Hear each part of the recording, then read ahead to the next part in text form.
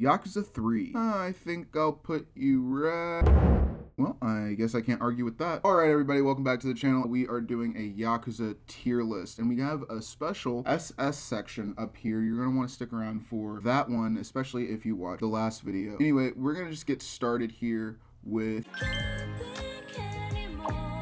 Yakuza 0 is the 6th entry in the Yakuza series, although it is a prequel. We love those. Easily move this to S tier because it's one of my favorites. Anyway, moving on.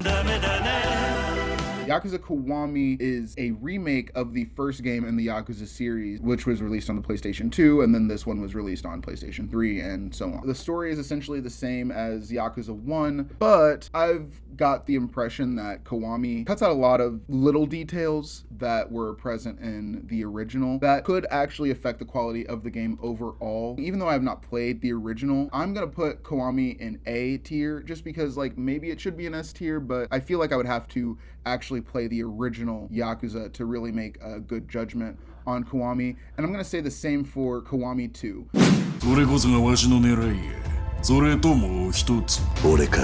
They're both remakes. They both have the same kind of, I don't want to call it censorship issue, but discrepancies between the games. As far as games go on their own, I think they're great, fun, but I don't want to rank them any higher than they really should be if they are a big step away from their predecessors. Which brings us to everybody's favorite, Yakuza 3. 父親が目の前で首吊り、母ちゃんは男のために実の娘まで誘拐しちまうとは。こりゃ世も末だ。ちょっとあんた。俺が本気でお前みたいな豊島の女相手にすると思ったのか。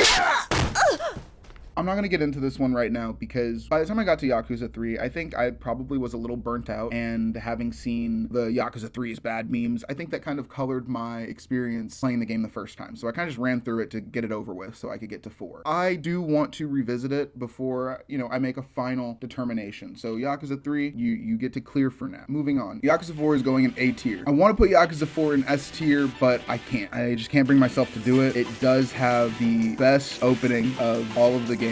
Why? We get Akiyama. あっちゃー、間に合わなかったか。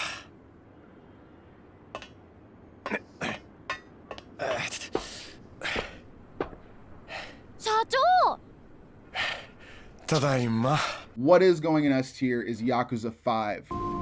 あ、おはよう。来合ったんかい。 Real talk, I love this fucking game. It's going up there with Yakuza 0. Why? Hunting. That's it. The hunting. No, I'm kidding. I love the story. I love being able to play as Haruka. The dance battles.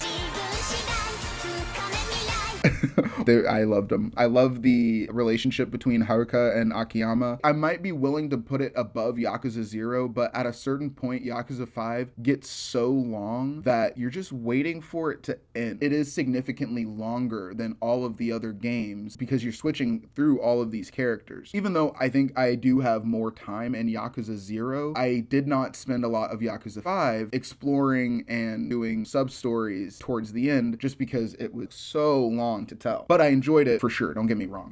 Yakuza 6. Yakuza 6 deserves to go in S tier because Yakuza 6 has a lot of the innovations that were made in Yakuza 0. It's the updated, even though the story was good, it just didn't have the same impact on me as Yakuza 5 did. Yeah, I don't know, man. I don't know. I like that it introduced, I like the characters it introduces, but something about my recollection of Yakuza 6 makes me look at it still less than Yakuza 5. I think the issue is Yakuza 5 gave us so much stuff to do. It was a long game, an enormously long game. And Yakuza 6 was a lot more toned down, a lot more reined in, even compared to Yakuza 0. Like a Dragon, S tier, easy. When I got back to my second playthrough, because again, I started with Yakuza 7, went to Yakuza 0, and then played all the way through. So when I got to my second playthrough of Like a Dragon, I wasn't entranced by it like I was the first time. I knew the plot already, but I noticed so many little things that I had missed the first time. There's so many tropes that I didn't understand became evident the second time around. I really appreciated the shift to turn-based combat. That, mixed with some classic Yakuza magic, results in this perfect blend of immersion and relaxation. I think this is a fantastic first entry into the series. I'm involved and I can still feel the pressure of combat without all of the stress. Kind of like VR porn. Like a Dragon Gaiden, the man who erased his name. I debated on putting this one in here. I debated on putting this one in the tier list because it's technically like not a mainline title because it literally means side story. Like it's literally a side story. I don't know how I feel about them, like RGG calling it a side story when it's really a direct sequel to Yakuza 6, almost. Because it takes place, it really is a direct sequel to Yakuza 6 because it takes place between Yakuza 6 and Like a Dragon. But it's going in B tier. I don't know. It didn't hit the same. I liked all of the fighting stuff. Like I liked the combat. I like that they gave us one more good time playing as Kiryu normally before we fully switched over. But I don't know, man. It just didn't hit the same. It did not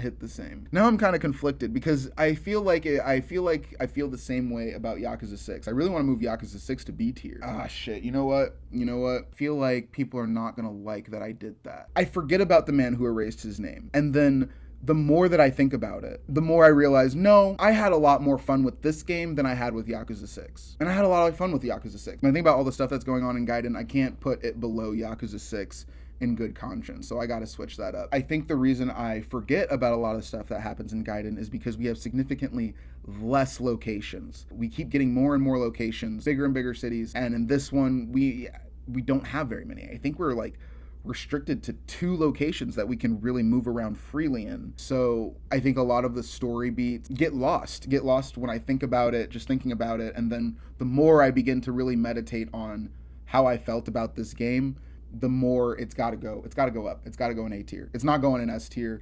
Infinite Wealth. Where are we going to put Infinite Wealth? I don't know, man. I don't know. I liked Infinite Wealth. I played Infinite Wealth for less time than I have played any of these games. I enjoyed Infinite Wealth. I enjoyed the mini games. I enjoyed the story. I do think that Infinite Wealth as a whole is a great game. Story-wise, I think it's a great installment. I think it is a great handoff between Kiryu and Ichiban as the face of the series, and I love all of that. But part of me does not want to give a game that has so much like bullshit DLC. And I'll give Like a Dragon a pass because it had some of that bullshit DLC, those microtransactions. But for Like a Dragon, I want to give that a pass because it was a new... I know for a fact you don't need a level booster in this game. You don't. Across all of these games, I feel growth in some way. I did not feel as much growth in Infinite Wealth. Putting New Game Plus behind a paywall. I bought the fucking $120 version of this game. I am part of the problem. I'm okay with that when it comes to these stupid deluxe digital releases and pre-orders and stuff. I did it because I love these games. I didn't do it to get New Game Plus. So it is disheartening to me to see that you have to pay. I gotta put Infinite Wealth in B tier. On its own, in terms of story and gameplay, I'd probably put it in A tier. When you bring in all the other bullshit that they did with this game, I gotta leave it in B. And that's where we're gonna leave the list. If you watched the last video I did, or the potential for it, it was about the potential for a live action Yakuza. And I had some talks with some cool people in the comments on that video who did not agree with me. I don't think all of them necessarily disagreed with the idea that it could happen, but they disagreed with my idea that the live action show that releases this fall would be the catalyst for it. But I think I was a little misunderstood in saying that this would be like bad outright because I didn't make it to the end of this video and now it's at the end of this video, so they're not going to see this part.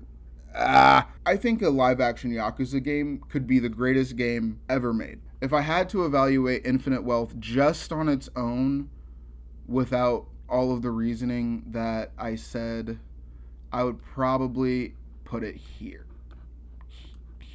I'd probably put it here. But, you know, again, I can't bring myself to do it.